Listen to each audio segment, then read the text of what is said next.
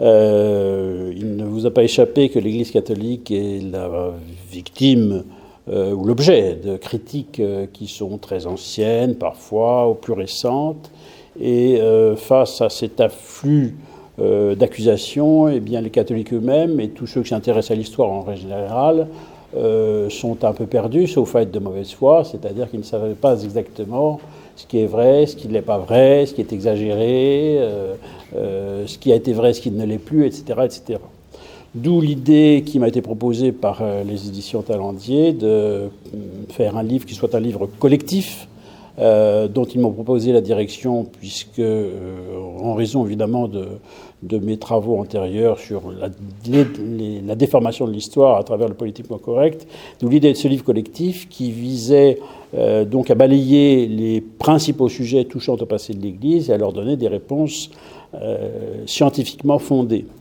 Alors,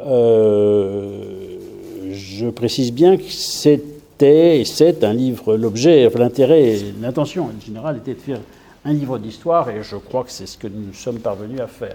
C'est pas un livre d'apologétique religieuse, et d'ailleurs, le but n'était pas en soi de défendre l'Église, même si ça y aboutit très souvent, mais de chercher la vérité de l'histoire.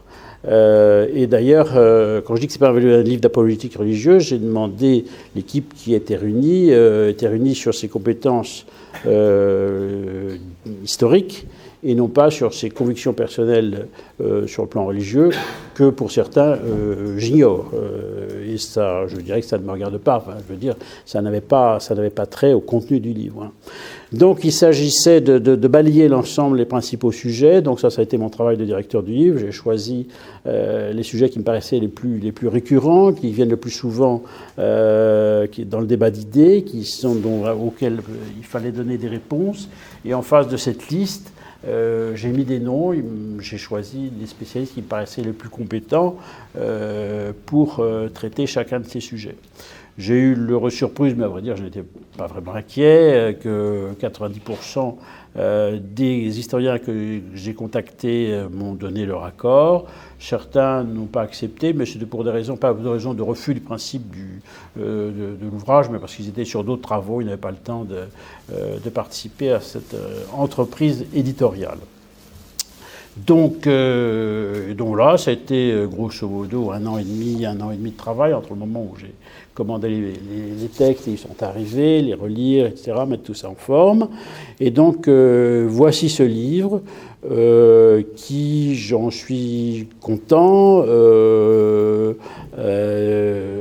recueilli pour l'instant, et je pense que ça va durer, un bon accueil du public. Un bon accueil du public, évidemment, généralement, même si c'est un livre d'histoire, les gens qui sont concernés, attirés par le sujet, sont plutôt de sensibilité chrétienne, même s'ils ne sont pas forcément des piliers de sacristie. Ils peuvent l'être parfois. Un bon accueil du public et aussi bon accueil de la presse, globalement, et surtout... ce qui m'intéresse, moi, c'est que c'est un livre... Bon, j'ai des livres et j'ai personnellement des engagements éditoriaux, journalistiques qui sont un peu identifiés, évidemment. Mais je voulais faire un livre qui ne soit pas... Enfin, je voulais que ce livre ne soit pas un livre de polémique. D'ailleurs, ce n'est pas un livre de polémique. Je ne voulais pas que l'image qui est la mienne nuise à l'approche générale de ce livre. En gros, que les gens se disent on ne va pas parler de ce livre parce qu'il a été fait par Sévilla. Voilà. Or, globalement, on y a réussi.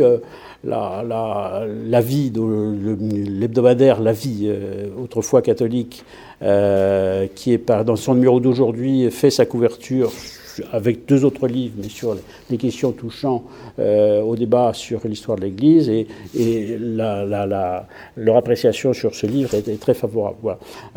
Même si par ailleurs, sur d'autres plans, je ne partage pas toujours les points de vue de La Vie. Voilà. Donc cette barrière-là a été franchie. Pour moi, c'était très important. Je précise aussi que, enfin, je parle ici, évidemment, je sais où je suis, où je parle, et c'est une maison que je connais depuis très longtemps, mais protestation, c'est un livre aussi, c'est un livre d'histoire, et c'est un livre d'histoire, l'histoire de l'Église, d'abord elle dépasse, c'est pas un livre franco-français, hein, je veux dire, l'Église par définition est universelle, même si, pour des raisons historiques évidentes, l'ancrage du catholicisme est évidemment beaucoup lié à la civilisation européenne, mais c'est pas un livre forcément.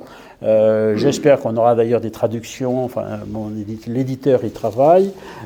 C'est pas un livre en soi destiné à des Français, enfin pas exclusivement aux Français, et pas exclusivement aux catholiques. Voilà. Et pas exclusivement, je dirais, aux catholiques conservateurs ou traditionnalistes. Voilà. L'idée, c'était de faire un travail qui soit vraiment scientifiquement fondé. Et donc qui puisse toucher très largement et poser des problèmes de fond, ceux qui m'intéressent. Voilà. Moi, je tenais à vous remercier pour cet ouvrage qui est, je trouve, un excellent manuel de réponse à de nombreuses questions que l'on se pose régulièrement, en effet, sur l'Église, parce qu'on y est très souvent confronté, dès qu'on parle de l'Église, à l'Inquisition, à la pédophilie, à la colonisation. Et ce livre permet d'apporter des réponses très claires. Et je voudrais vous poser une première question, c'est, vous parlez de l'Église en procès. Qui, aujourd'hui, fait le procès de l'Église, et surtout, dans quel but? Pourquoi y aurait-il aujourd'hui un procès de l'Église? Alors, le procès de l'Église, d'abord, il y a des polémiques contre l'Église qui, en soi, sont très anciennes. Je dirais même qu'elles ont toujours existé. Enfin, le premier grand texte antichrétien, c'est celui de Cels, qui était un philosophe romain au XIIe siècle. On a ensuite, au moment de la séparation entre Rome et Byzance, il y a des textes de théologiens de Constantinople qui sont d'une très grande violence à l'égard de l'Église romaine. Ensuite, on a, au moment de la Réforme, il y a très nombreux textes d'auteurs protestants, de théologiens protestants, qui sont des attaques contre l'Église romaine. Au XVIIIe siècle, les philosophes, les encyclopédistes, au moment des Lumières, donc on a évidemment une offensive très générale contre l'Église et qui touche aussi, qui se sert d'éléments du passé de l'Église en les instrumentalisant d'ailleurs et en déformant pour en faire des arguments contre l'Église. Au XIXe siècle, on a tout un courant anticlérical, laïciste, très républicain au sens militant du terme, qui attaque l'Église. Au XXe siècle, on a tout un courant marxiste, laïciste de nouveau, etc., matérialiste, qui va multiplier ces attaques. Alors, donc, ce qui fait que les attaques de l'Église touchant à son passé sont extrêmement nombreuses, variées. Et d'ailleurs, le rôle de l'historien, c'est de distinguer à l'intérieur de ces puisque toutes les accusations n'ont pas la même portée, n'ont pas la même origine. Il faut faire déjà ce travail de savoir, qui est de distinguer d'où viennent ces accusations. Ça, c'est l'aspect, je dirais, l'aspect idéologique. Il y a un autre aspect qui est qu'il y a en France, pour se limiter, pour prendre le cas de la France, qui évidemment nous regarde le plus près, les plus proches pour nous, il y a en France un anticléricalisme latent qui, on va dire, qui date de la Révolution française. Il est, personnellement, ça me désole, à la fois comme français, comme chrétien, mais enfin, je pense qu'aujourd'hui, c'est un des éléments constitutifs de la culture française. C'est-à-dire qu'il y a deux France. Il y a deux France, c'est depuis la Révolution, pour faire très court. Il y a une France qui était la France royale, royaliste, chrétienne, catholique. Et puis, elle a engendré, avec la cassure de la Révolution, une autre France qui est en révolte contre le passé de la France, qui est en révolte contre l'héritage chrétien de l'Occident et de la France en particulier. Et donc, cette composante-là existe. Et je veux dire, on s'aperçoit que pendant tout le XIXe siècle, il y a une polémique anticléricale extrêmement forte. Il y a un moment d'acmé, de tension particulièrement forte autour entre 1880 et 1910, au moment où il y a un grand affrontement entre le monde anticlérical et l'Église, qui va être très fort, et qui va laisser des traces dans la culture et dans la pensée française, et on s'aperçoit de cela. Donc c'est une constante qu'on a, et ça a ravivé, et tout ça a été ravivé dans la culture moderne, je dirais trilogie de mai 68, Marx, Marcuse, Freud, a réanimé tout ça, tout un ensemble de préjugés contre l'Église. Donc ils sont très forts. Et aujourd'hui, donc ces préjugés contre l'Église peuvent être fondés ou non, ça c'est un autre débat, peut-être on en dira 2 mots après, mais il y a aussi un autre élément qui est très frappant, c'est-à-dire que nous sommes aujourd'hui maintenant à un stade, c'était pas en soi le sujet de ce livre, on ne l'a pas abordé, moi c'est des questions que j'ai traitées dans d'autres livres, La France catholique ou Quand l'écriture de la loi, nous avons objectivement un taux de déchristianisation dans le pays qui à l'échelle de l'histoire de France est extrêmement important. Il y a eu la crise de mai 68 qui a été une crise culturelle globale, des années 60, crise culturelle globale de la société française et de la société occidentale d'ailleurs, avec une rupture de transmission de la culture en général, la culture classique, y compris la culture religieuse, ce qui fait qu'on a aussi tout un paysage assez nouveau, à savoir que les anticléricaux de 1900, Émile Combes était un ancien séminariste. Jaurès était un homme d'une immense culture qui connaissait les Écritures par cœur. Aujourd'hui, vous avez dans les élites, je mets les guillemets parce que ce ne sont pas des élites, dans les élites politiques ou culturelles, vous avez des gens qui n'ont absolument aucune culture religieuse et évidemment aucune culture chrétienne. Ce qui, on le sait, ça pose tout un tas de problèmes pour... notamment, ce n'est qu'un exemple qui est très frappant. Enfin, tous les professeurs d'histoire de l'art disent leur désarroi quand ils emmènent des élèves ou même des étudiants dans un musée. Je veux dire, les 2 tiers de la peinture occidentale sont d'inspiration religieuse. Et je veux dire, les gens ne savent pas ce que c'est que l'Assomption, etc. Donc le langage le plus élémentaire, quand on fait de l'histoire de l'art aujourd'hui, pas pour faire de l'histoire de l'art religieuse, mais pour faire comprendre les étudiants ce que c'est que l'histoire de l'art, et on leur parle, il faut leur faire allusion à des concepts religieux qui ne sont même pas connus des étudiants. Donc là, il y a une rupture qui est extrêmement forte. Et évidemment, cette espèce de vide culturel, évidemment, est propice à répandre et à multiplier, à démultiplier même tous ces déformations au sujet de l'histoire de l'Église. Il y a cet élément-là, et en plus, alors je dis, il y a un autre élément qui n'est pas proprement lié à l'histoire, mais qui est très frappant aujourd'hui, c'est qu'il y a la polémique contre le catholicisme est extrêmement forte, et d'autant plus, très forte, et relève pour une très large part du fantasme. On l'a vu ça au moment de la manif pour tous. Si vous prenez toute la presse qui était évidemment pro-mariage pour tous, et tout le monde culturel, politique était pro-mariage pour tous, vous avez, à l'époque, il y a eu toute une flopée d'articles, d'études, d'enquêtes sur le retour des catholiques, l'offensive des catholiques, et voilà. Et ce qui était de l'ordre du fantasme, parce que personnellement, ça me navre, mais je suis obligé de le constater. Dans la société française de 2019, l'Église catholique n'a aucun pouvoir politique, social ou culturel. C'est un fait. Ce qui ne veut pas dire que les catholiques ne pèsent rien, n'est pas une action dans la société. Ils en ont une, c'est un plan que je peux développer. Mais enfin, l'Église n'est pas en mesure aujourd'hui de s'opposer, par exemple, à une législation qui est contraire aux principes qu'elle défend. Et on le voit et on va le voir dans les semaines et dans les mois qui viennent. Je suis désolé, je ne veux pas tenir un discours pessimiste, mais je veux dire, il faut être réaliste. Voilà. Et donc, paradoxalement, donc, il y a en même temps une attaque extrêmement forte contre l'Église et contre les catholiques, alors que dans la pratique, la capacité d'action des catholiques est tout à fait limitée. Et alors, moi, c'est là où c'est subtil, moi, je suis persuadé que c'est une forme d'hommage du vice à la vertu, c'est-à-dire que dans l'inconscient français, cette France déchristianisée, cette France qui bouffe du curé, cette France qui pense que les cathos, c'est des méchants, etc., dans le fond, elle a une forme quand même d'ancienneté, de rapport à l'Église, qui même chez les adversaires, c'était l'adversaire qu'on aimait bien, l'Église, parce qu'au fond, on la connaissait, il la connaissait. Aujourd'hui, le fait qu'elle s'efface, quelque part, ça les gêne, au fond. Et ils ont besoin de la ressusciter parce qu'ils se placent dans un paysage connu. Parce que quand ils sont confrontés à une autre religion qui historiquement est nouvelle, en tout cas sur le sol métropolitain, en l'occurrence l'islam, vous avez compris, là, c'est compliqué pour eux parce que leurs marques sont totalement brouillées. On le voit bien en ce moment autour de la question du voile qui qui fait que les clivages habituels, à gauche d'ailleurs comme à droite, sont explosés parce que personne ne pense la même chose. Tandis que l'Église catholique, le catholicisme, on tapait dessus, c'était commode, et en plus, ce qui est assez commode, c'est que les catholiques n'égorgent jamais personne, ce qui permet d'en dire du mal sans prendre de risques. Voilà. Donc, on est dans ce paysage-là. Voilà. Alors, ce que je viens de dire vous paraîtra peut-être pas empreint d'espérance, mais si, je suis empreint d'espérance parce que précisément, je pense que derrière ce vide, en réalité, c'est un faux vide.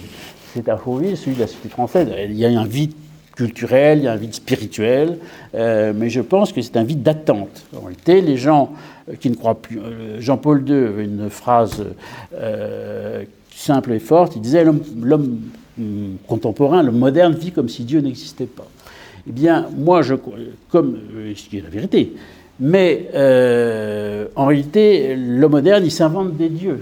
Il va créer des dieux parce qu'au fond, je crois que c'est anthropologique, l'homme a besoin de Dieu, il a besoin d'une transcendance. Alors, ce sont des transcendances laïcisées, ce sont des transcendances paradoxalement matérielles, ce qui paraît contradictoire. Alors, on va adorer la mère nature, on va adorer évidemment la sexualité, on va adorer l'argent, il y a toutes sortes de variantes de faux dieux, mais qui remplissent l'espace. Et en réalité, il y a une attente extrêmement forte, et il y a un rapport au catholicisme qui n'est pas avoué dans l'espace public, j'en suis persuadé, mais qui dit quelque chose de plus profond. Et ça, on l'a vu, c'était très, très, très fort le 15 avril dernier, l'incendie de Notre-Dame. Rappelez-vous l'effet de stupéfaction qui, à part le ministre de l'Intérieur, Christian Castaner, qui a dit que Notre-Dame n'était pas une cathédrale, à part lui, si vous voulez, c'était quand même extrêmement frappant.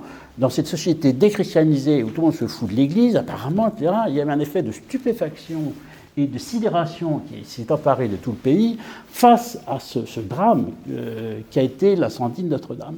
Et regardez comme les pompiers de Paris sont devenus des héros nationaux. Des héros nationaux. Il y a des reportages, en plus il y a des livres, etc. Ces hommes qui ont sauvé Notre-Dame sont vus comme des héros par une société qui s'est déchristianisée. En réalité, à mon avis, c'est une fausse déchristianisation. Du moins, il y a le rapport au catholicisme, il est si ancien dans notre pays, il est si ancré dans notre culture, il est si ancré dans notre civilisation, qu'il ne va pas disparaître et qu'il n'a pas disparu. C'est pour ça, et c'est un autre sujet, que tous les gens qui sont paniqués à l'idée de l'arrivée de l'islam, il y a matière à s'inquiéter, c'est pas moi qui vous dis le contraire. Mais attention, je pense que les cartes ne sont pas jouées.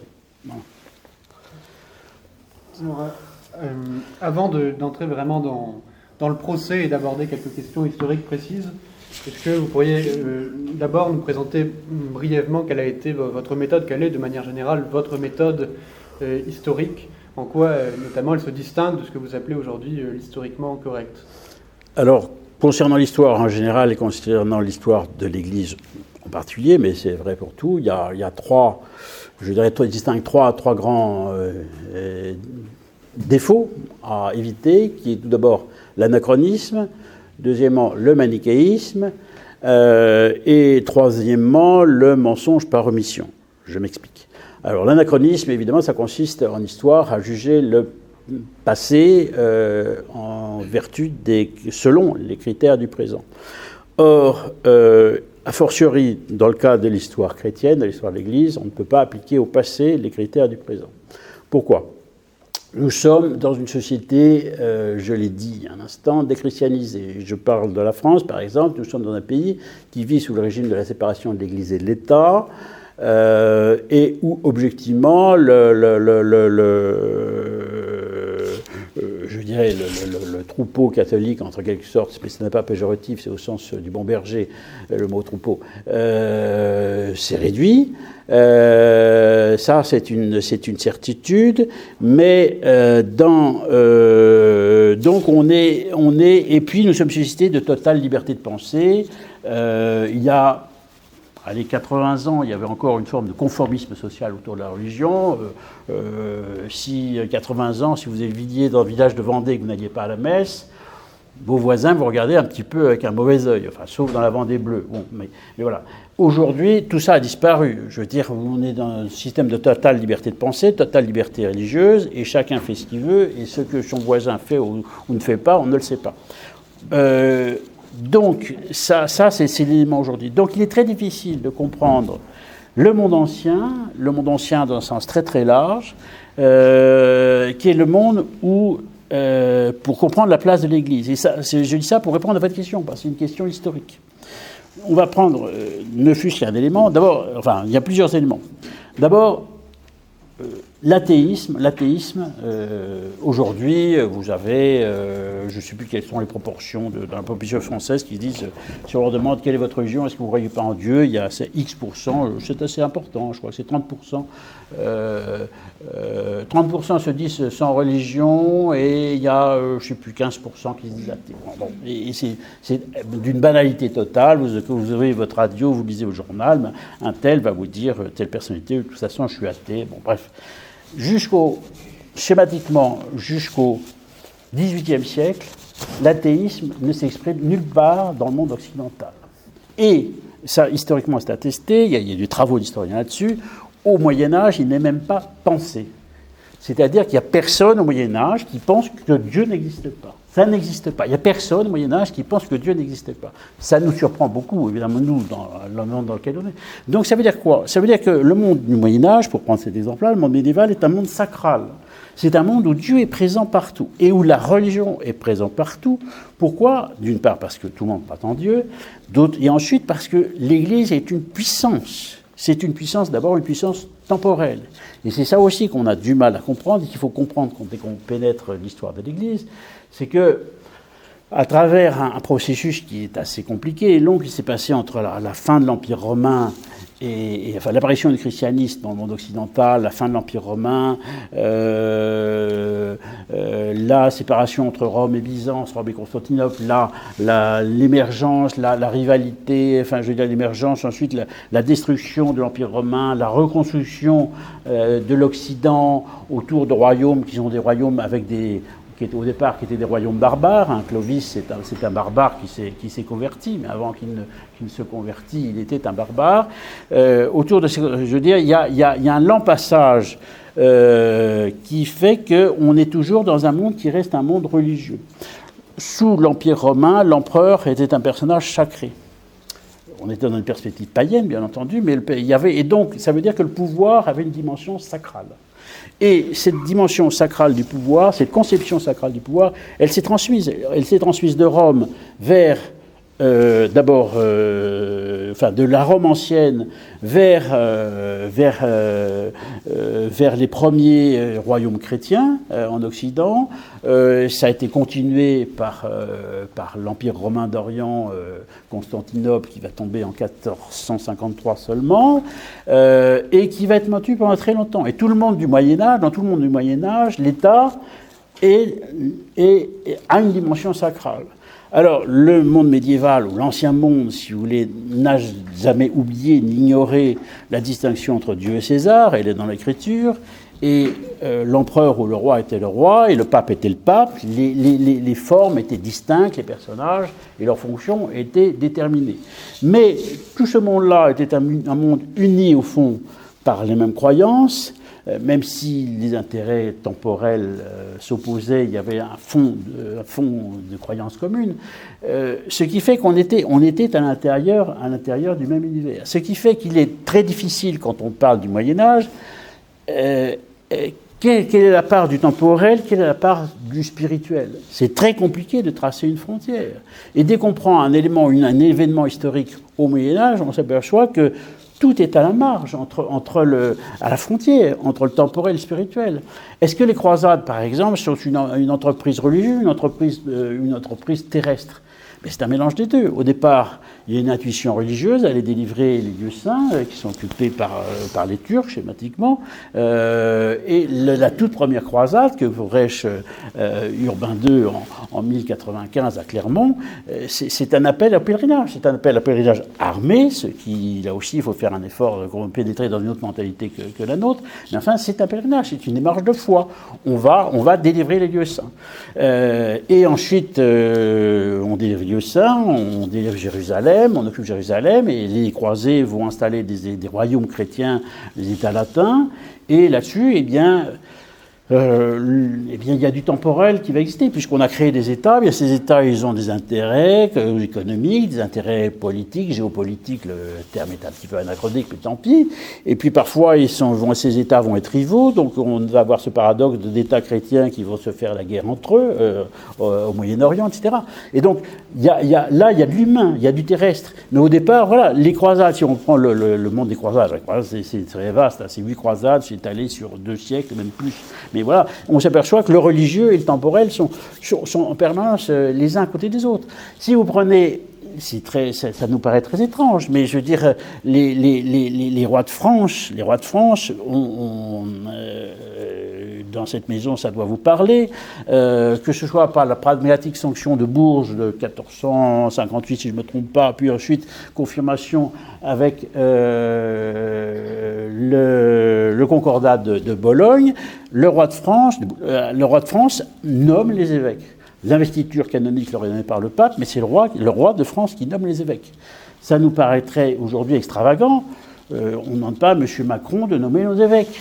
On aurait des surprises, mais enfin, donc voilà. Et donc, si vous voulez, voilà, je dis ça je suis dans la réponse à ce que vous m'avez dit. L'anachronisme, c'est bien, il faut comprendre que le monde d'autrefois, l'Église, elle était partout. Elle était une puissance temporelle. La papauté elle-même a été une puissance temporelle assez tard, jusqu'en 1870, il y a eu des états pontificaux, hein, et l'Église avait été présente dans la société. Il faut comprendre que si pour prendre une image, si vous voulez, jusqu'aux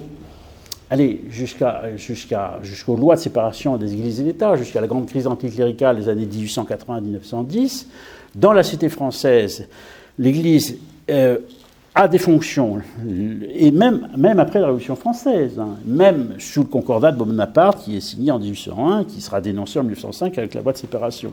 Mais l'Église a, dans la cité française, prenons une date symbolique, on va dire jusqu'en 1890, il y a les premières lois, les scolaires sont arrivées avant. Alors on va dire jusqu'en 1875, l'Église en France, jusqu'en 1875, a un pouvoir qui est actuellement très largement pouvoir du ministère de l'Éducation nationale, du ministère de la Santé. L'Église administre des centaines d'hôpitaux.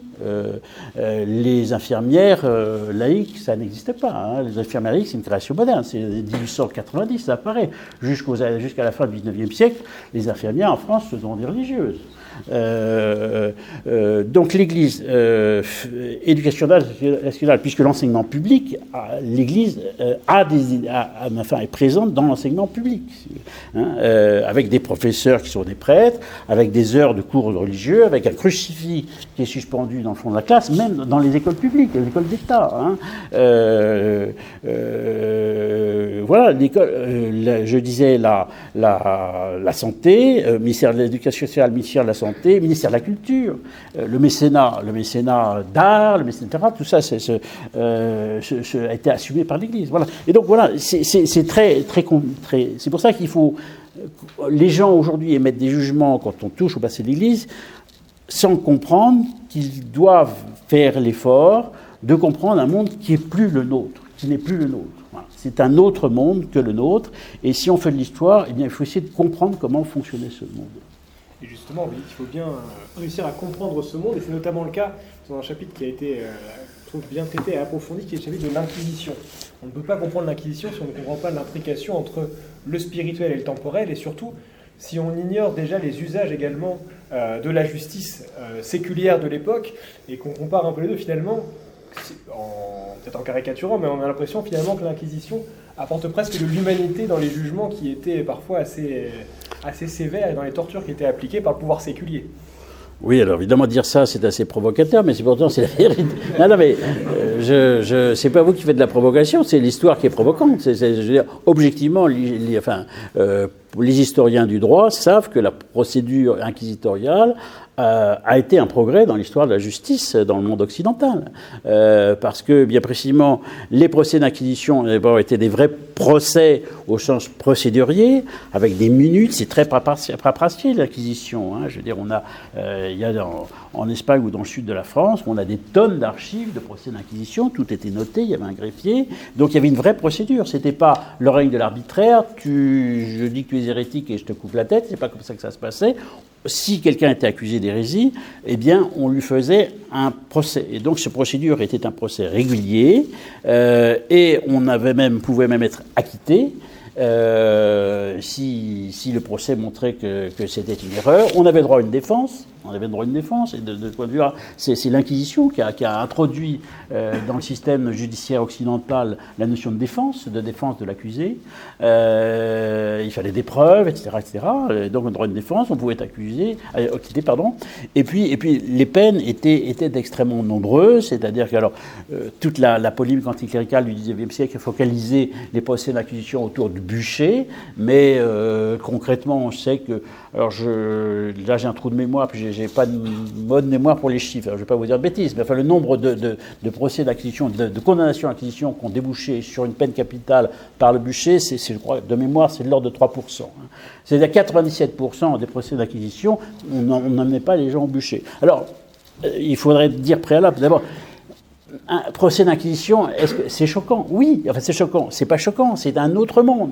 C'est-à-dire qu'on est dans le monde médiéval où la religion est au cœur du ciment social.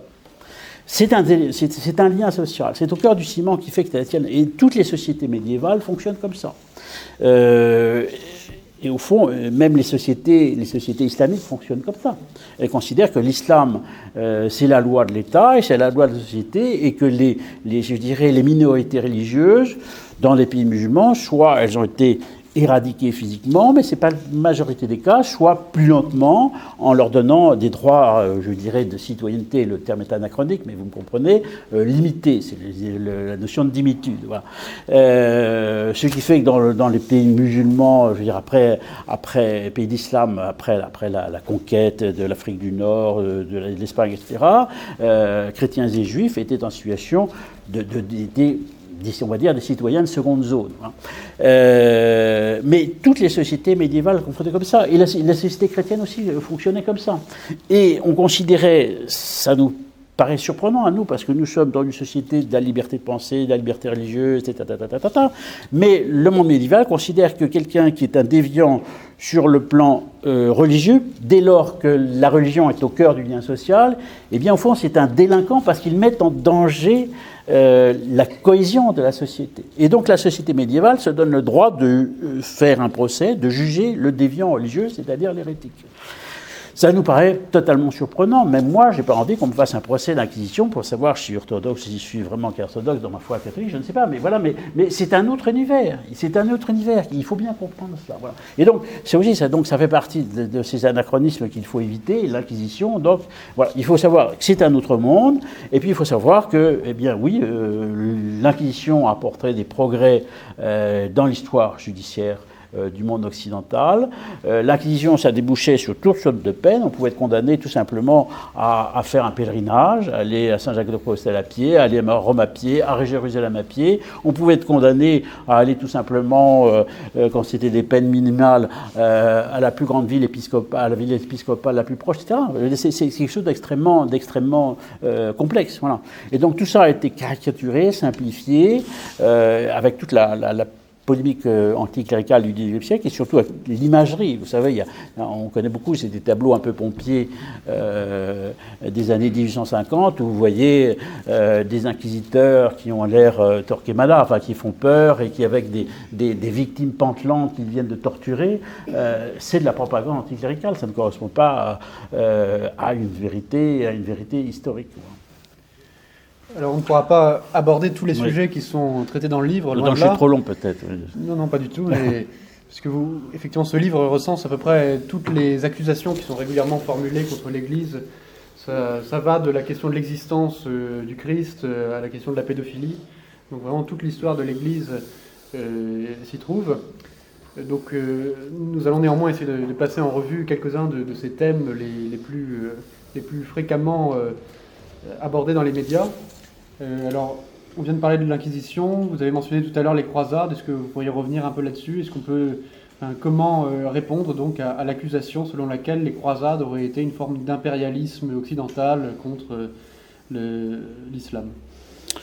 Réponse que j'ai un peu fait tout à l'heure, mais je refais. La première croisade qui est prêchée en Occident par le pape et n'est pas une volonté de s'installer en Orient. Je veux dire, à partir où l'islam a conquis la Terre Sainte, schématiquement au 8e siècle, à partir de ce moment-là, les pèlerinages chrétiens ont pu continuer. Aller pèlerinage en Terre Sainte, sur les lieux où a vécu le Christ, pour les chrétiens du Moyen-Âge, c'était quelque chose d'extrêmement important. Voilà. Et donc il y a eu un moment, pendant plusieurs siècles, alors que le Moyen-Orient était sous domination musulmane, où il y avait une liberté laissée aux chrétiens sur place, aux vieux chrétiens sur place, une petite liberté mais qui était laissée, et les chrétiens pouvaient faire des pèlerinages. Et puis un jour, des pèlerinages d'Occident, voilà. Et puis un jour, cette liberté leur a été enlevée, à la suite d'un changement de dynastie, je ne vais pas rentrer dans les détails, peu importe. Voilà. Et donc la première croisade qui est prêchée par le pape, ce n'est pas pour aller conquérir les pays musulmans, c'est pour donner la liberté aux chrétiens de nouveau faire des pèlerinages sur les lieux saints. Et de défendre aussi, c'est dans le texte ce fameux sermon qu'a fait Urbain II à Clermont-Ferrand, il dit aussi d'aller au secours des chrétiens de Terre Sainte qui déjà se faisaient ennuyer par les musulmans. C'est une vieille histoire. Bon. Et donc, ça, c'est l'élan interreligieux. La première croisade qui va aboutir qui va démarrer en 1096-1097, qui va finir à Jérusalem en délivrant Jérusalem en 1099.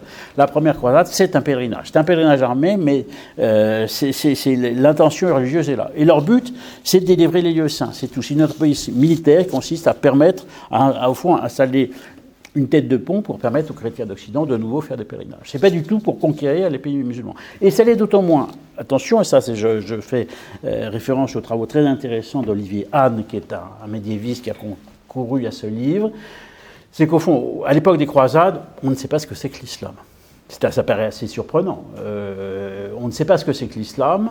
On sait que ce sont, en gros, on les assimile à des païens, mais les chrétiens du Moyen-Âge, au XIe siècle, ne connaissent pas le Coran, ne savent pas. Enfin, la toute première traduction du Coran qui va venir par Cluny au XIe siècle est assez tardive. Au départ, on ne sait pas ce que c'est que cette religion-là. On sait que ce sont des gens qu'on assimile au monde païen, globalement, mais il n'y a pas une connaissance de l'islam en tant que tel chez les chrétiens à cette époque-là. Ça va venir plus tardivement et sur un certain temps. Et donc, voilà. Donc, on part pas en guerre, on part pas pour faire la guerre aux musulmans, on ne sait même pas ce que c'est que des musulmans. On part pour délivrer les lieux saints. Et puis, comme je disais tout à l'heure, là-dessus, les chrétiens s'installent, ils font des États. Ces États vont être parfois rivaux entre eux, vont parfois avoir des bonnes relations avec des princes musulmans, parfois vont faire la guerre aux musulmans. Il y a toute une situation extrêmement complexe, parce que le monde des croisades, c'est un monde qui s'étale encore une fois sur 2 siècles et où on a vu tous les cas de figure. Voilà. Mais donc, la perspective de départ, non, ça n'est pas de faire la guerre à l'islam. Alors, par rapport à ceux qui aujourd'hui, tout l'argumentaire comme quoi les croisades c'était une agression je dirais, de la chrétienté contre l'islam, historiquement parlant, en réalité, c'est l'inverse. C'est l'inverse, puisque l'islam, lui, s'est répandu après la prédication de Mahomet,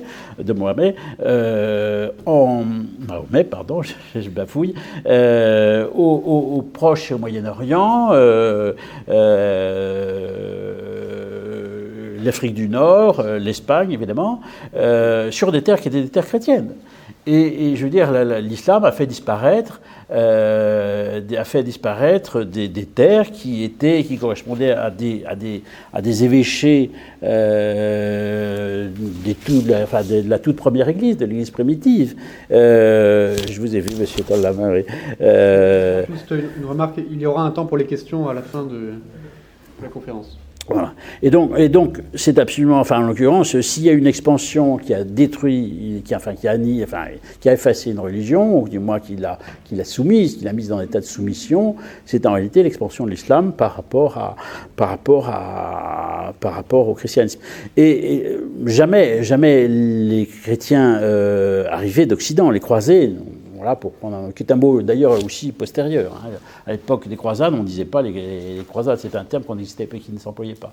Jamais les croisés n'ont eu les moyens, ni l'ambition, surtout même pas les moyens, de conquérir l'ensemble des terres d'islam pour les ramener à la chrétienté. Ça n'a jamais fait partie de leur projet et ça ne faisait de toute façon pas partie de leurs moyens, puisque la comparaison est anachronique et je dénonce toujours l'anachronisme, mais je vais le tenter quand même pour une fois, pour comprendre ce que je veux dire. Il y a un côté chez les croisés qui me frappe, enfin moi chez les croisés qui sont au Moyen-Orient, il me faut penser quelque part au pied noir en Algérie. Il y a quelque chose de commun, c'est-à-dire qu'on a une minorité chrétienne, européenne d'origine, qui s'installe en terre d'islam. Voilà. Et qui est dans la pratique qui est le dos au mur ou le dos à la mer, plus exactement, le dos à la mer. Voilà. Et on a quelque chose d'assez commun. Et je veux dire, toute l'histoire des poulains, vous savez, les poulains, c'est les pieds noirs des croisés, en quelque sorte. Hein. Eh bien, ce sont des minorités chrétiennes qui tiennent des États, qui sont installés dans ces régions-là, schématiquement, pour prendre des frontières de pays actuels, entre la Turquie, Syrie, Israël, bien sûr, Jordanie, voilà, et un peu au nord de l'Égypte actuelle, et puis ils sont le dos à la mer, ce sont des petites communautés, et avec le temps, ils ne vont pas réussir à tenir. Et d'ailleurs, les États latins, les États chrétiens, se sont effondrés très schématiquement au bout de 2 siècles. Voilà. Et justement, on parlait d'entreprises impérialistes occidentales. Quel a été le rapport, que vous soulignez bien, entre la colonisation et le christianisme? En particulier, vous avez parlé de l'exemple de Las Casas et de Motoligno dans votre livre. Est-ce que les missionnaires ont trahi la mission apostolique, ou est-ce qu'au contraire, ils ont continué à maintenir cet idéal au cours de leur mission dans les différentes terres étrangères? Alors, je vais revenir, mais pour répondre à votre question, tout à l'heure, parce que comme je suis pas emballé, mais je veux dire, la conversation roule, c'est normal. Je veux dire, parce que j'ai dit qu'il y avait 3 éléments. Qu'il fallait refuser, l'anachronisme. Et il y a un autre, le deuxième, j'ai dit, c'est le manichéisme. Et justement, j'ai dit ça pour répondre à votre question. Le manichéisme, ça consiste à dire c'est tout bien, il y a tout noir d'un côté, tout noir et tout blanc de l'autre. Le bien d'un côté, le mal de l'autre. Voilà.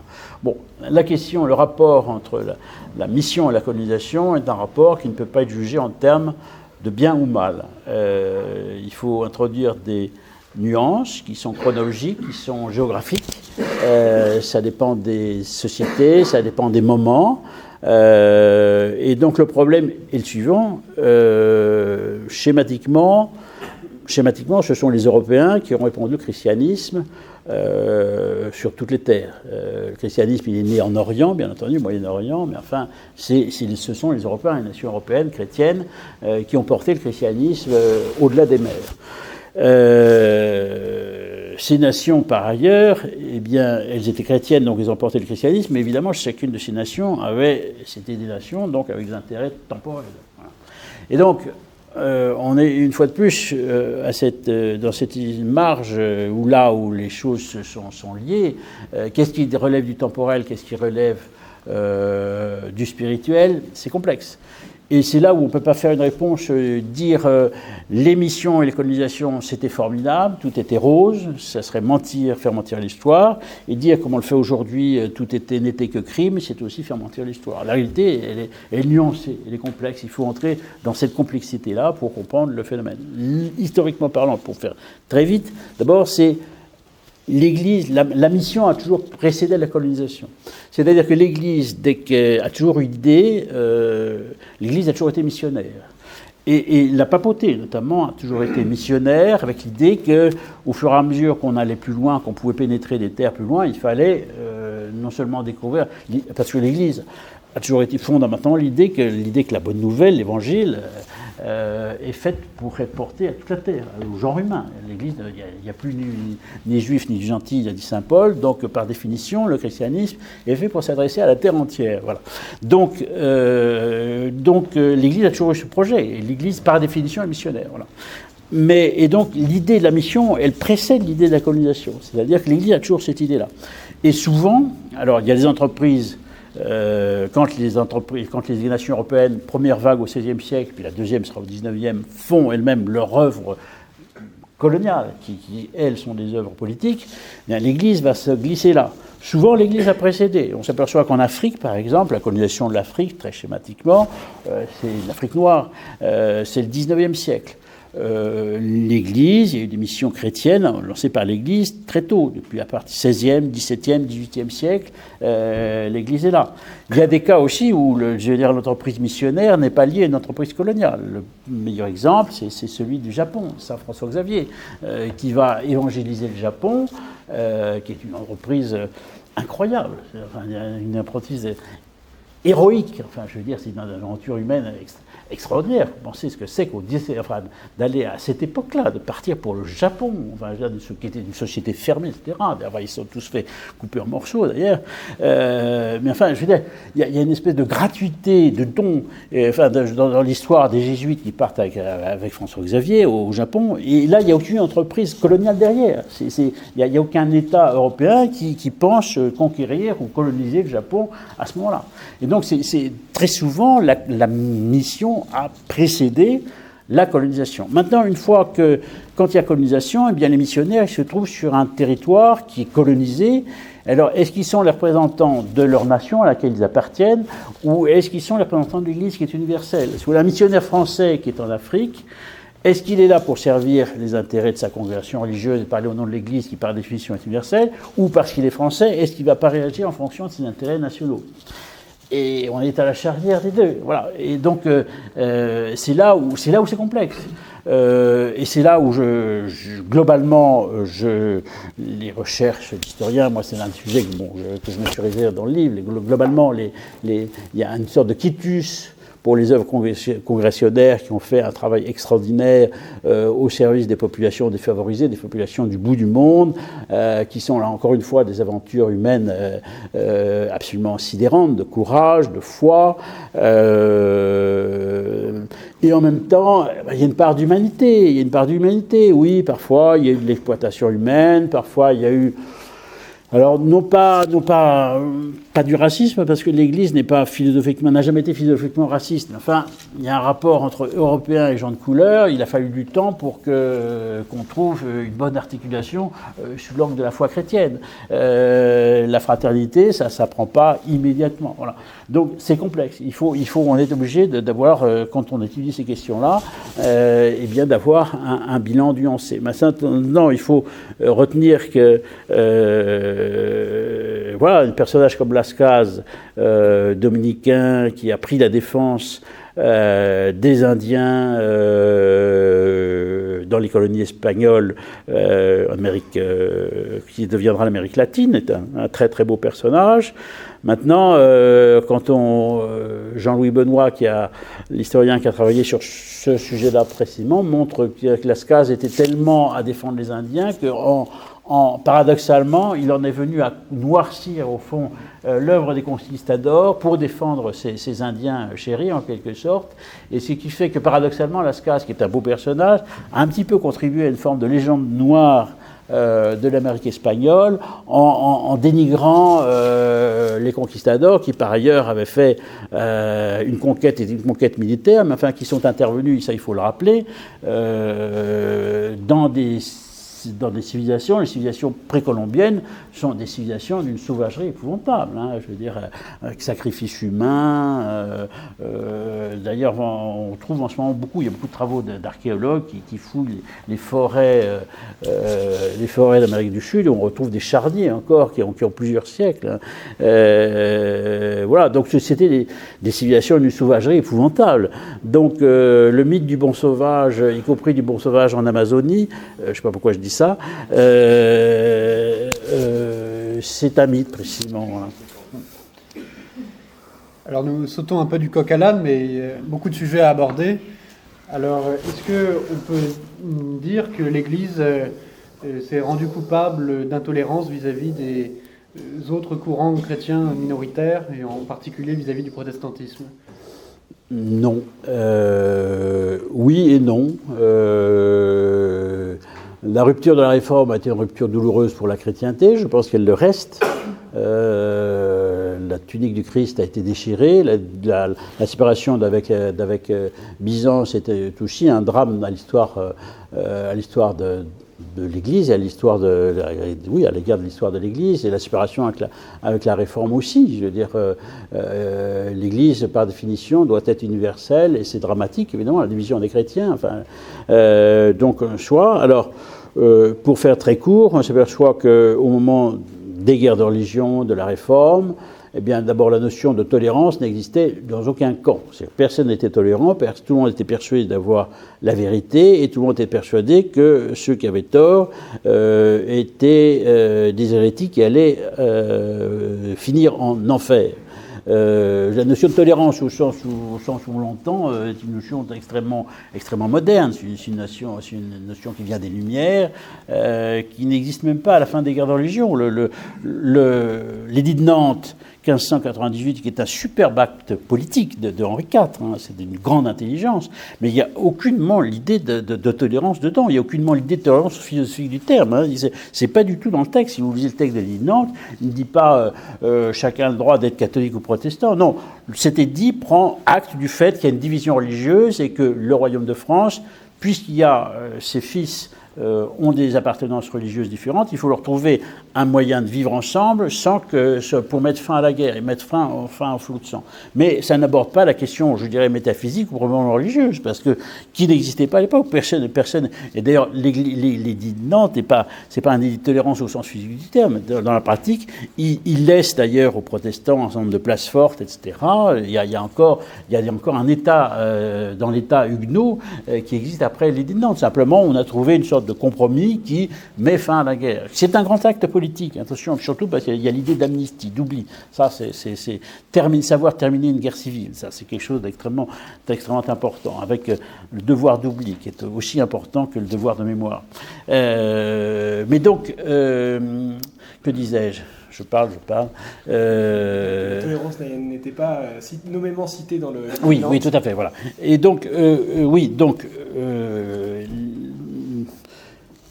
il y a eu de la violence et de l'intolérance au sens des deux côtés. Je veux dire, chez les catholiques ne pouvaient pas concevoir le protestantisme, et le protestantisme ne pouvait pas concevoir le catholique. Donc c'est une guerre civile, pardon du terme, entre chrétiens. Voilà.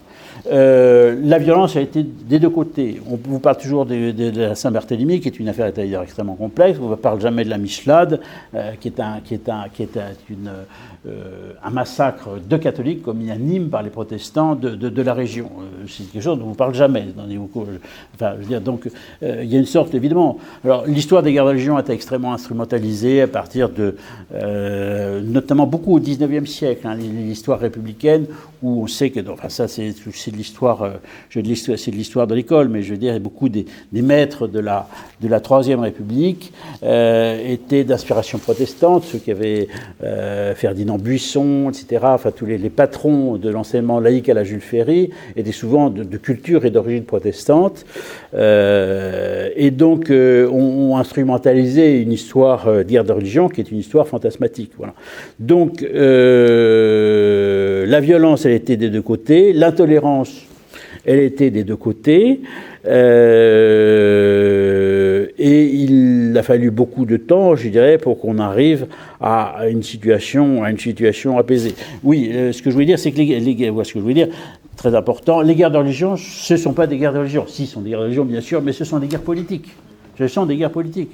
Je veux dire, aujourd'hui, quand les gens vous disent « Ah, la religion, ça produit des guerres », vous voyez des guerres de religion. Mais les gens ne connaissent rien. Je veux dire, les guerres de religion sont des guerres politiques. Que ce soit les guerres de religion en France, ou cette immense guerre de religion dont on connaît moins bien en France, mais qui a traversé tout le monde germanique, avec des violences tout à fait épouvantables. Je veux dire, le nombre de milliers de morts des guerres de religion dans le Saint-Empire est tout à fait considérable. Et comment ils sont arrivés, d'ailleurs, à la fin, le traité d'Augsbourg qui met fin aux guerres de religion en Allemagne, schématiquement, en Allemagne-Autriche, dans la pratique, c'est le Saint-Empire, c'est pas un édit de tolérance, c'est un édit de partage, c'est-à-dire que cuius regio et ius religio, c'est-à-dire que chaque prince, puisque le Saint-Empire, c'était une myriade, vous savez, de principautés, de villes libres, etc., le prince choisissait sa religion et les sujets devaient s'y conformer. c'est-à-dire qu'il n'y avait aucunement la liberté de choisir sa religion. Les gens, on leur a laissé, et pas toujours, la liberté de déménager, de s'installer, de franchir quelques centaines de kilomètres ou s'installer ailleurs quand ils étaient protestants et qu'ils voulaient y rester, ou l'inverse. Voilà. Une dernière question, du coup. Deux ou trois. Très bien. Justement, vous parlez des guerres de religion, et tant qu'on est dans le thème de la guerre, vous soulignez donc, dans l'un des derniers chapitres de ce livre l'importance, le rôle joué par la papauté pendant la Première Guerre mondiale. On a beaucoup noirci, ou en tout cas beaucoup discuté l'influence du pape, et chaque camp a sa vision personnelle de l'influence du pape Benoît XV. Est-ce que vous pourriez nous en parler un petit peu, justement en dehors des caricatures que l'on en fait souvent? Oui, alors donc Benoît XV, quand la guerre de 14 éclate, c'est Saint Pie X qui est pape. Il meurt quelques semaines après le début de la guerre et lui succède donc Benoît XV qui va régner jusqu'en 1921. Voilà. Donc Benoît XV se trouve en une situation extrêmement périlleuse puisqu'il est le pape de tous les catholiques par définition et que les catholiques, il y en a des deux bords. Voilà. Il est le pape des catholiques allemands et autrichiens, et il est le pape aussi des catholiques français, anglais, il n'y en a pas beaucoup, enfin bon, etc. Voilà. Donc cette guerre prenant une dimension comme rarement eu les conflits précédemment, c'est le monde entier qui entre en guerre, et donc le pape veut jouer un rôle d'abord assez informé de la réalité des choses, veut essayer de mettre fin au conflit le plus vite possible, et donc va tenter de multiples opérations diplomatiques pour essayer de faire se parler les belligérants entre eux, d'émettre des propositions, et d'ailleurs, donc on a, c'est une conception, là aussi, il faut regarder l'histoire, c'est pourtant pas vieux, c'était il y a un siècle schématiquement, mais on s'aperçoit que le pape fait des propositions aux deux camps qui sont des propositions extrêmement concrètes. Il entre dans des détails qui, aujourd'hui, on ne dirait pas aucun pape d'aujourd'hui entrer, même si la diplomatie pontificale joue un rôle, évidemment, mais entrer dans le détail. Donc ça va aboutir, notamment, en août 1917, le pape Benoît XV fait une proposition concrète, une note de paix, qui va être refusée à peu près par tous les belligérants. Et cette position où il a tenté d'être un arbitre entre les nations, lui a valu absolument l'hostilité de tous. Dans le monde germanique, il était le pape vu comme quasiment pro-français, et dans le monde chez nous, c'était le pape Bosch. Voilà. Alors il faut, puisqu'on est dans cette maison et que son portrait est derrière moi, il faut rendre hommage à la lucidité de Maurras. Il y a des très beaux textes de Maurras, des textes de 1916, 1917, et sa fameuse phrase sur le fait que l'Église est la seule internationale qui tienne. Et Maurras, qui pourtant, comme vous le savez, était agnostique, défend ce rôle de la papauté au-dessus des nations. Et il y a des très beaux textes de Maurras qui défendent les interventions de Benoît XV en disant il est dans son rôle en essayant. Alors, dans le même temps, notre cher Maurras défendait plutôt les intérêts français, évidemment, et pas les intérêts du camp d'en face. Bon, ça c'est logique. Mais et donc voilà. Mais ça a été malheureusement cet échec de 1917 a très profondément marqué le pape Benoît XV. Sur un autre plan de mes centres d'intérêt personnel, j'aimerais rendre hommage que le seul chef d'État qui a répondu positivement à son appel, c'est Charles d'Autriche, dernier empereur, auquel j'ai consacré une biographie, qui est un personnage qui est bien heureux, vous savez aujourd'hui pour l'Église catholique, qui est le seul qui avait vu le côté destructeur pour l'ensemble de l'Europe de cette guerre et son côté épouvantable, qui voulait en sortir, et donc il est le seul chef d'État qui avait dit oui aux propositions du pape. Voilà. Mais donc, à la suite de ça, Benoît XVI en a été Benoît XV, pardon, extrêmement s'est tenu dans une situation d'attente, parce qu'il a vu que ces efforts diplomatiques n'avaient pas abouti. Voilà. Mais il faut rappeler cela parce qu'il y a vraiment une parole prophétique de Benoît XV.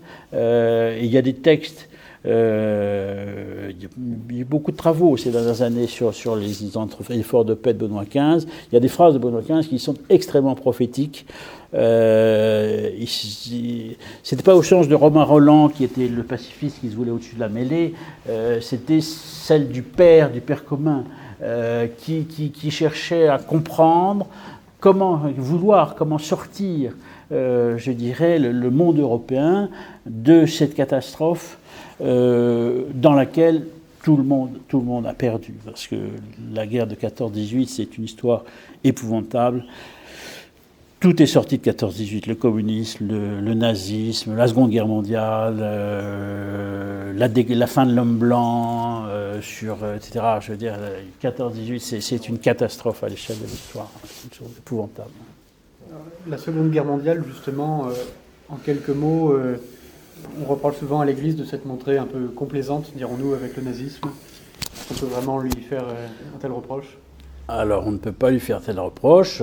Frédéric Le Moal, qui est un très bon connaisseur des régimes totalitaires de l'entre-deux-guerres et de la post-guerre, d'ailleurs, montre très bien que toute la diplomatie pontificale de Pie XI, puis de Pie XII, a été en situation d'opposition au régime national-socialiste. L'épiscopat allemand lui-même était dans une situation qui était une situation délicate, c'est évident. Alors il y a eu des évêques courageux, des évêques moins courageux. C'est compliqué, c'est compliqué. Vous savez, avant d'émettre des jugements moraux sur des personnages du passé qui étaient dans des situations extrêmement difficiles, il faut être prudent. Qu'est-ce qu'on fait quand on est évêque dans un pays totalitaire avec un régime antichrétien ? Quelle est sa part de liberté ? C'est pas simple. C'est pour ça que je n'ai aucune indulgence ni envers le nazisme, ni envers des prélats qui ont été timides, des prélats allemands qui ont été timides, mais c'était compliqué. Voilà. Et il faudrait rappeler que voilà, il y a tout un martyrologe dont on ne parle pas aujourd'hui, dans toutes les victimes de la Seconde Guerre mondiale. On parle des crimes de la Shoah, qui sont des crimes authentiques que personnellement je respecte. Je respecte infiniment ces victimes et je m'incline devant elles. Enfin, il y a tout un martyrologe chrétien de la Seconde Guerre mondiale dont on ne parle jamais, et notamment un martyrologe catholique. Enfin voilà, il y a le clergé allemand, le clergé autrichien, et puis évidemment le clergé des pays occupés, le clergé polonais, évidemment, Maximilien Kolbe, etc. Enfin, je veux dire, il y a un martyrologe effrayant du nazisme qui a été une barbarie épouvantable. Enfin, ils avaient le défaut à la fois d'être allemands et païens. Enfin, ils avaient tout sur... Je hais le nazisme, personnellement. Voilà. Donc, il y a un martyrologe extraordinaire. Et Loma, il n'a pas eu... Sur des textes assez courts, on ne peut pas tout rappeler, mais voilà, mais il faut rappeler ça. Voilà. Donc, non, collaboration de l'Église catholique avec le nazisme, c'est une calomnie pure. Voilà, c'est une calomnie pure. Ce qui est vrai, mais pour entrer dans la complexe histoire, parce que c'est complexe, c'est que l'épiscopat allemand était dans une situation difficile. C'est évident. Et il y en a qui ont été très courageux, qui sont allés jusque là où ils pouvaient, et il y en a qui étaient moins courageux, qui auraient pu en faire plus, c'est évident. Maintenant, le rôle de l'historien n'est pas de décerner des bons et des mauvais points, c'est de raconter. Et aujourd'hui, l'Église est attaquée pour avoir été timorée sur un autre sujet, et je pense qu'on est tous touchés aujourd'hui par ces scandales. C'est le scandale de la pédophilie dans l'Église. Oui. Et ce qui est impressionnant, c'est de voir aussi la méconnaissance qu'ont la plupart des catholiques des réactions qui ont été prises par l'Église contre ce fléau, déjà avant que ça devienne aussi médiatique là actuellement. Mmh. Et ce que vous rappelez bien dans votre ouvrage, c'est que ça fait déjà un certain moment que l'Église réfléchit sur cette question, en particulier le pape émérite Benoît XVI. Oui, alors c'est Bernard Lecomte qui est un bon connaisseur du Vatican, qui est vaticaniste, et qui est biographe de Jean-Paul II et de Benoît XVI d'ailleurs, qui a traité ce sujet. D'abord, pourquoi est-ce qu'on l'a traité ? Parce qu'il fallait le traiter. Ça ne sert à rien de mettre la poussière sous le tapis. C'est une histoire épouvantable, qui est une tâche terribles sur l'Église contemporaine, voilà, des prêtres qui ont commis des crimes sur des enfants, et au fond assez nombreux, quand on regarde les faits, assez nombreux. Évidemment, attention, c'est une minorité à l'échelle du clergé universel, bien évidemment, mais enfin, cette minorité, ça fait du monde quand même. Donc c'est une tâche épouvantable. Alors, ce chapitre ne dit pas tout parce que c'est une histoire extrêmement complexe. Il faudra un jour étudier, avec le recul du temps, toute cette histoire. Moi, je suis persuadé que c'est pour ça que j'ai voulu que ce soit traité, d'une part parce que ça revient dans les conversations, même si ça c'est pas de l'histoire, c'est de l'histoire immédiate, mais qu'avec le recul du temps, dans 50 ans, dans 100 ans même, la question de la crise de la pédophilie dans le clergé dans la seconde moitié du XXe siècle sera considéré comme un élément de l'histoire de l'Église, comme une crise de l'histoire de l'Église. Voilà. Et donc je pense qu'il fallait le traiter. Alors là, évidemment, on n'a pas le recul du temps, mais il fallait le dire. Voilà. Il faut le dénoncer, il faut le dire. Moi, je suis absolument hostile aux réactions des catholiques qui disent on parle trop de ces choses-là. Non, on ne parle pas assez trop de ces choses-là. Je veux dire, on n'a pas idée, vous n'avez pas idée du mal que ça fait. C'est du mal que ça fait à l'Église, du mal que ça fait aux prêtres. Du mal que ça fait, si vous voulez, déconsidération, toute l'œuvre d'évangélisation en ce moment obérée par cette affaire-là. On vous sort ça tout le temps. Donc il faut dire les choses. Voilà. On raconte les choses, enfin, le conte raconte les choses, et alors, ce qui est vrai, c'est que la chose n'est pas assez dite. Voilà, c'est que en réalité, mais c'est là où encore une fois, c'est la complexité de l'histoire, c'est qu'il y a eu des hommes qui ont été lucides sur ce plan-là très tôt, et celui dont il faut saluer la lucidité extraordinaire, c'est le cardinal Ratzinger, Joseph Ratzinger, futur Benoît XVI, qui dès 87-88 alerte Jean-Paul II sur cette question. Il dit, Saint-Père, cette histoire va nous péter à la gueule, il ne l'a pas dit comme ça, mais je veux dire, c'est une histoire grave, Et Jean-Paul II, au début, pourtant j'ai un immense respect pour Jean-Paul II, au début Jean-Paul II ne veut pas le croire. Pourquoi Jean-Paul II ne veut pas le croire? On connaît l'explication, elle est classique, c'est que Jean-Paul II était un homme qui a traversé le monde communiste, et que le monde nazi et le monde communiste, puisque la Pologne, les jeunes prêtres, la Pologne a été très durement occupé évidemment par les Allemands de 40 à 44, et puis ensuite le communisme, et que tous les régimes totalitaires, que ce soit le nazisme ou le communisme, ont fait ça pour salir l'Église, on touchait à des histoires de mœurs. Et je veux dire, c'est toute l'histoire la propagande du Troisième Reich, comme la propagande des pays communistes, a utilisé des questions de mœurs pour salir le clergé. Et donc Jean-Paul II s'est dit, tout ça c'est des montages, et voilà. Et Jean-Paul II au départ n'était pas ouvert, enfin il n'était pas fermé non plus, mais je veux dire, il n'était pas conscient de la question. Voilà. Et le cardinal Ratzinger, lui, a été conscient très vite. Et il a entrepris, il était un des bras droits de Jean-Paul II, puisqu'il était préfet pour la congrégation de la doctrine de la foi, mais il a entrepris très tôt, 86-87, il avait des rapports, je veux dire, il n'a pas dit ça n'importe comment, il le savait, et donc il a lancé une action au sein de la curie, auprès du Saint-Père, auprès de la curie, etc., pour dire il faut qu'on prenne des mesures, il faut dénoncer cela, etc. Et il y a un propre combat qu'a mené le cardinal Ratzinger au sein de la curie, quoi, pour dénoncer le phénomène qui n'allait pas de soi, parce que malheureusement il y a des membres de la curie qui ont trempé là-dedans. C'est terrible, et c'est la vérité de l'histoire, donc il faut le dire. Voilà. C'est vrai qu'il y a eu des réseaux homosexuels et des réseaux pédophiles dans l'Église, et qu'il y en a eu au plus haut sommet. Et c'est dramatique, voilà. Et donc, mais cette histoire n'est que, je dirais qu'au début, là on est dans un texte que je valide tout à fait le compte, mais je veux dire, c'est de l'histoire immédiate. Il faudra attendre. Moi, sur un plan de l'explication historique, il faudra attendre, je dirais, du temps pour qu'on ait une vision globale. Moi, je relis ça à la question, qui est une question culturelle et générale, qui est la place qu'a pris la sexualité dans les sociétés modernes, dans les sociétés occidentales modernes.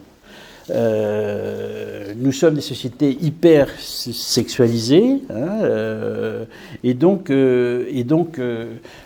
toutes les, je dirais, les paramètres classiques de la chasteté, mais ça concerne le clergé comme les filles, etc. Tous les paramètres ont été bousculés. Et donc, je pense qu'avec le temps, on trouvera des explications fondamentales, des explications un petit peu globales. Mais ces explications globales ne vont pas ni donner le pourquoi, du comment, le pourquoi, pourquoi le mal, pourquoi le crime. Enfin, si, le mal, c'est le péché originel, parce que nous sommes tous blessés par le péché originel dans notre nature. Mais voilà, et en tout cas, moi, là où je trouve que le cardinal Ratzinger, puis Benoît XVI, quand dans son règne glorieux, a été d'un très grand courage, puisqu'il a dit il faut dire les choses et il faut punir. Et c'est Benoît XVI le premier qui a dit, c'est pour ça quand il y a des catholiques qui disent oh là, on ne devrait pas mêler la justice civile à ça, c'est pas vrai. Benoît XVI le premier a dit il faut dénoncer les coupables, il faut les juger et il faut les déférer devant la justice civile. Voilà. Et donc, personnellement, c'est une position d'un très grand courage.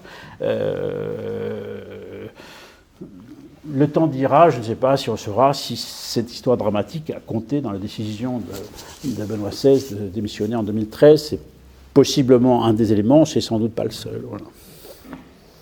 Nous voyons en tout cas avec ce sujet que votre livre n'est pas une défense aveugle du christianisme, mais que vous savez également critiquer les fautes que l'Église a pu commettre, et tout en restant sainte. Merci beaucoup, Jean Sévillia, pour votre intervention.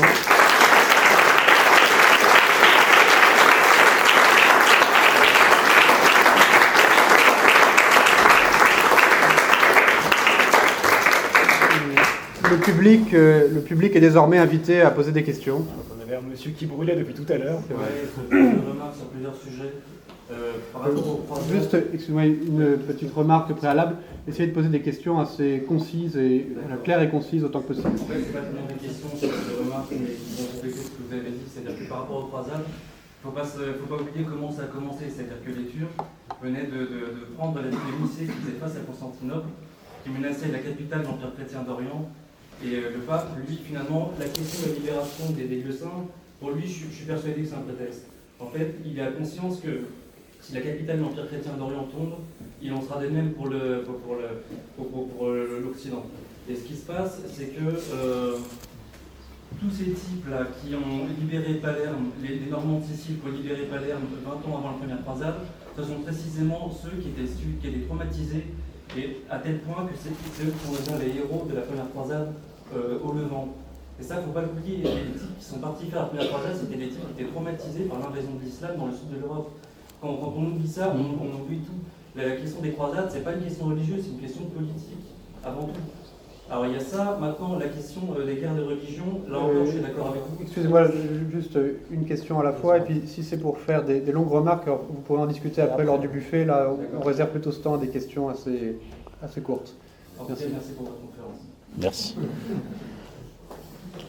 Enfin, vous pouvez quand même répondre si vous voulez à ça. Non, on va entrer dans les détails trop longs et voilà. Non, mais je valide tout ce que vous venez de dire. Bon.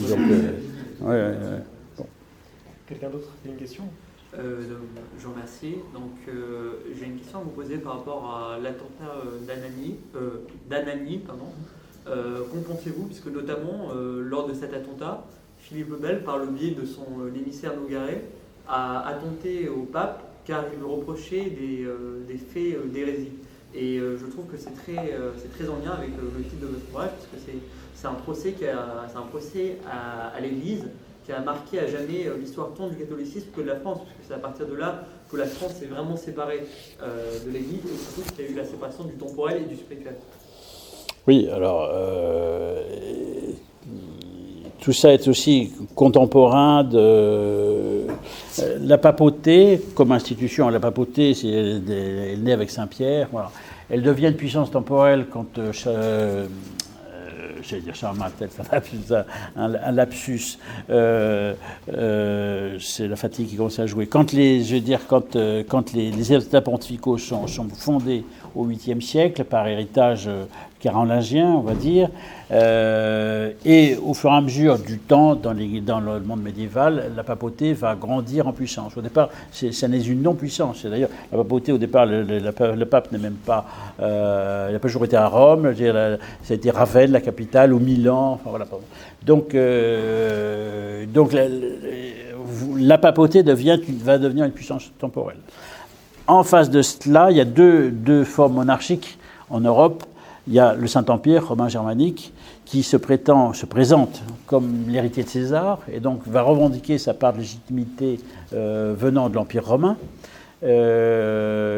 Légitimité que le pape lui-même, d'une certaine manière, incarne à sa manière, puisque la papauté, au départ, c'est un des patriarches qui a succédé, enfin c'est une histoire un peu compliquée, je ne vais pas entrer dans les détails, et le roi de France est aussi dans cette logique-là. Le roi de France n'a pas le titre impérial, il est déjà pris, mais enfin, le roi de France est empereur en son royaume selon la célèbre formule, c'est-à-dire que lui aussi prétend avoir droit à sa souveraineté et quelque part, il est l'héritier de César dans le royaume de France. Voilà. Et donc, à la charnière de ces trois réalités-là, eh bien, tout le Moyen-Âge va être plein de conflits. C'est la lutte du sacerdoce et de l'Empire dans le monde germanique. Et puis, pour arriver à votre question, ce sont des conflits entre la monarchie capétienne et les papes, voilà, qui sont arrivés. Et en effet, le roi de France, parce que... Alors, c'est là où c'est compliqué, et vous venez de le dire, je suis d'accord, mais on se souvient que Nogaret prend un prétexte religieux, mais c'est un prétexte religieux qui en réalité recouvre des intérêts temporels. Mais c'est comme toujours, comme je disais tout à l'heure, enfin, c'est que dans le monde médiéval, le religieux et le temporel, oui, c'est ça, sont contigus. C'est extrêmement difficile de les démêler. Mais enfin, il est certain que ce conflit notoire entre Boniface VIII et Philippe le Bel va être un moment marquant dans l'histoire de la monarchie capétienne, parce que le roi de France va prendre, je dirais, son autonomie vis-à-vis de l'Église.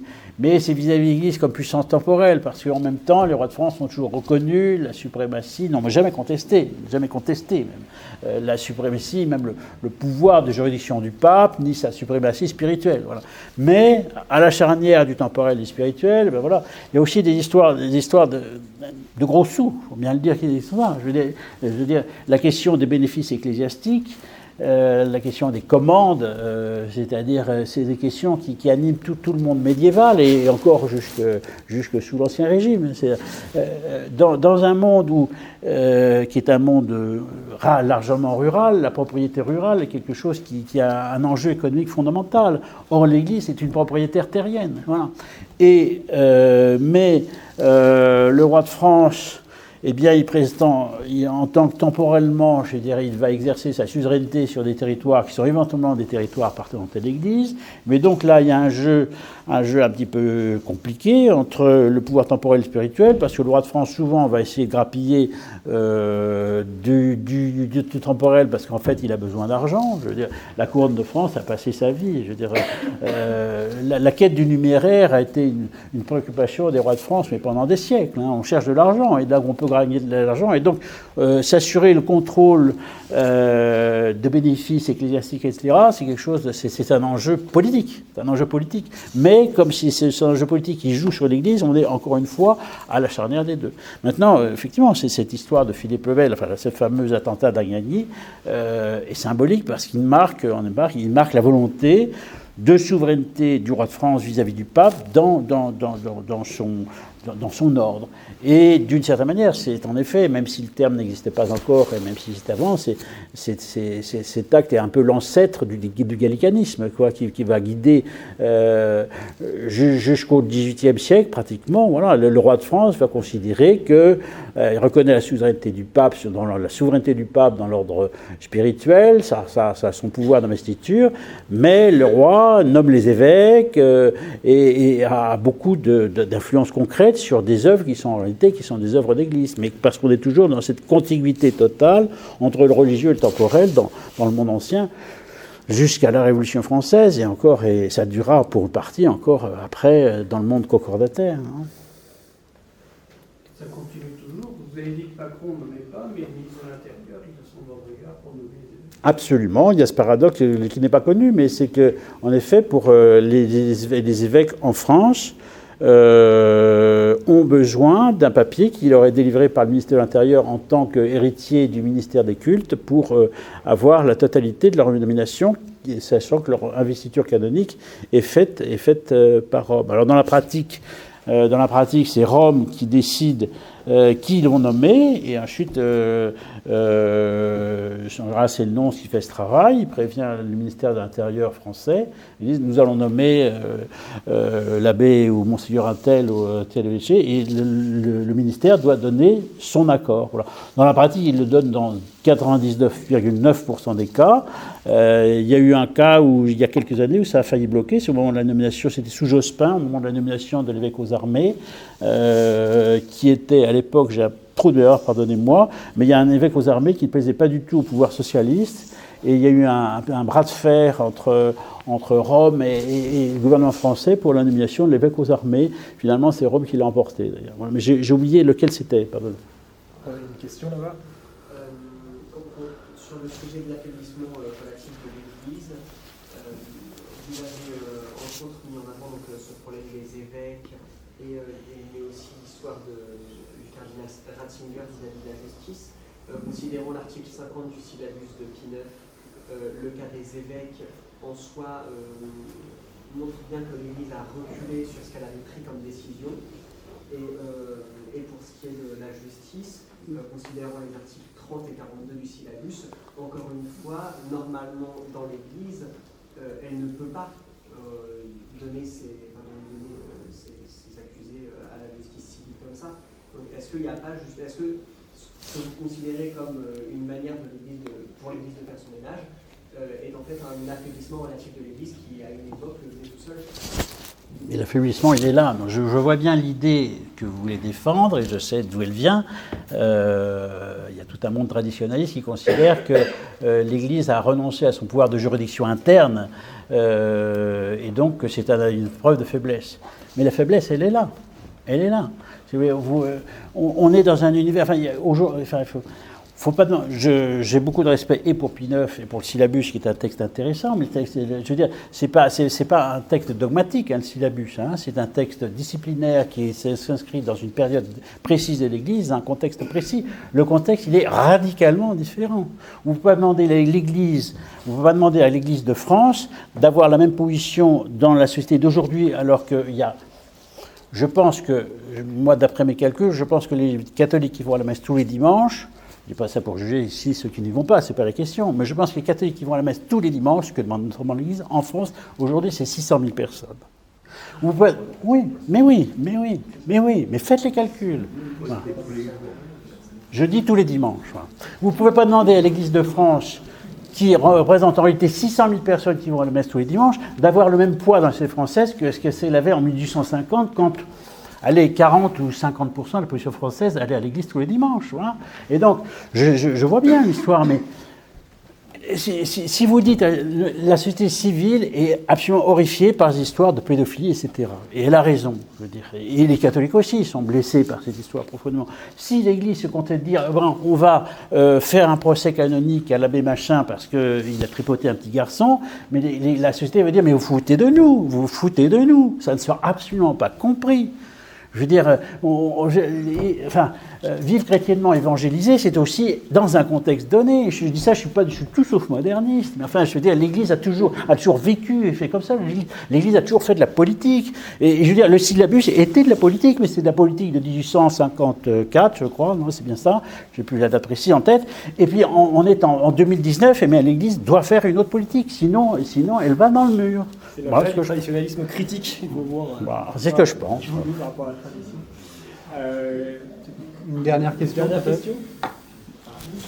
Deux dernières. Rapide. Comment est-ce que vous jugez l'importance que ça a eu les combats contre Galilée, Copernic, Darwin? Oui, j'ai pas évoqué cette question-là parce que vous ne pouvez pas parler de tout. Comment est-ce que ça peut aggraver la déchristianisation?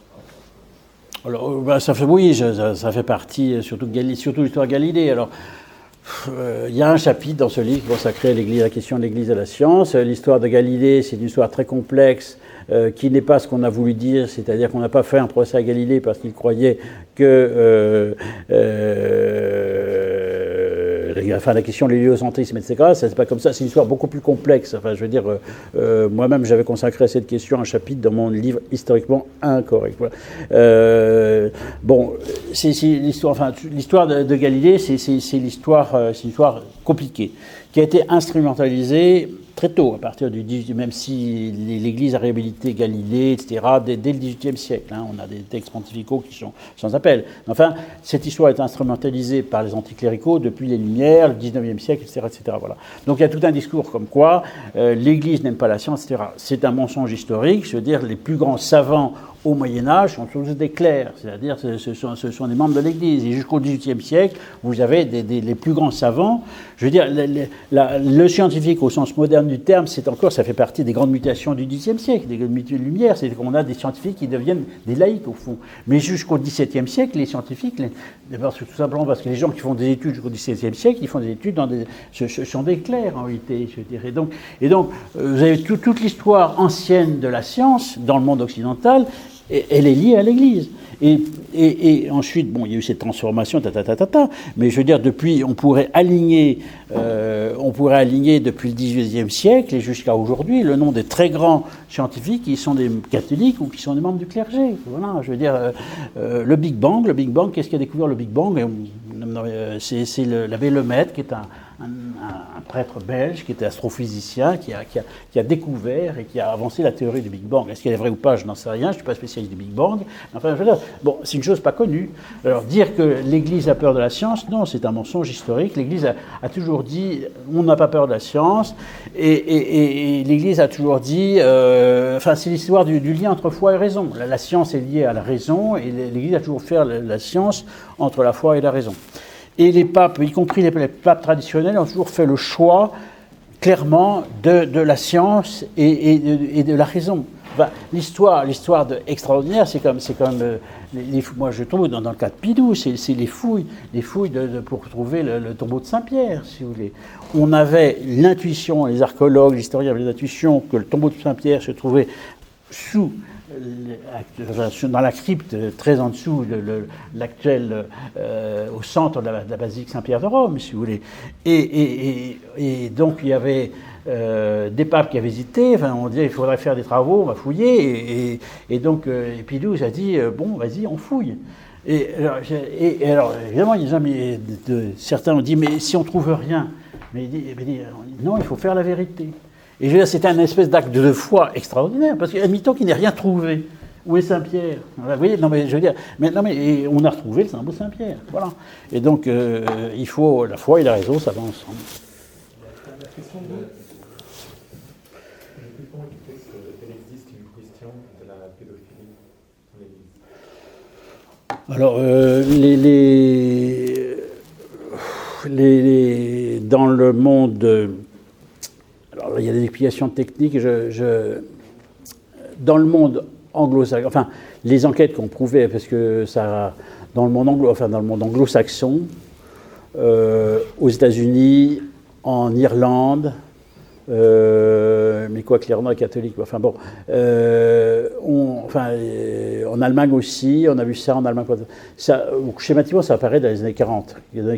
Fin des années 40, les premiers cas décelés. Fin des années 40, début des années 50. Est-ce que ça existait avant? C'est probable. Hein. Les amitiés particulières, c'est une pièce de Monterland qu'il a écrite après-guerre, enfin, je veux dire, voilà. Dans les collèges de garçons, c'est toujours arrivé. Vous voyez, c'est une chose très ancienne. Alors, pour le coup, c'est pas lié. On va pas dire que ce qui s'est passé dans les collèges du fin fond de l'Irlande à la fin des années 40, c'était lié à mai 68. C'était très avant. Et donc, c'est pas lié à la libération sexuelle. Donc, c'est tout le problème. Moi, j'ai lu là, il y a.